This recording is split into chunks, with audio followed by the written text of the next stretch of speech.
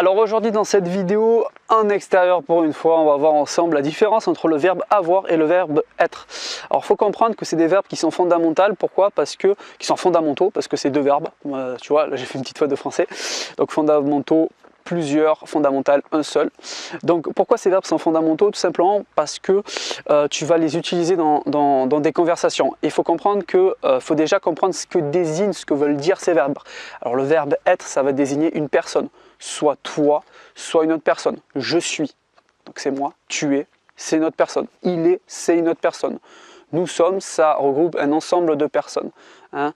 Bref, donc le verbe être, ça va désigner des personnes, et le verbe avoir, ça va désigner des objets. J'ai ça, tu as cette boîte, il a ce chien, nous avons ces tonneaux. Toi, je te fais des exemples, mais c'est important que tu comprennes ce que veulent dire ces auxiliaires pour que tu puisses, ça va te faciliter l'apprentissage lorsque tu vas apprendre ces verbes, lorsque tu vas les répéter. Et c'est important, avant d'apprendre bêtement quelque chose, de savoir tout simplement ce que ça veut dire, encore plus lorsque tu apprends une langue et lorsque tu décides d'apprendre le français. Donc, la différence entre le verbe être et le verbe avoir, c'est pas compliqué. Le verbe être, c'est une personne, tu désignes quelqu'un. Je suis, tu es, il est.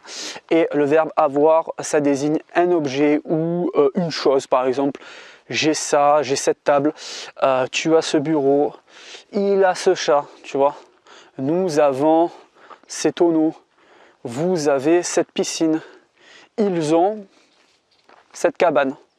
Donc voilà pour cette vidéo. Si tu viens de débarquer sur la chaîne, je t'invite tout simplement à t'abonner pour être au courant de mes toutes prochaines vidéos pour que tu puisses apprendre facilement le français en 5 minutes par jour. Salut!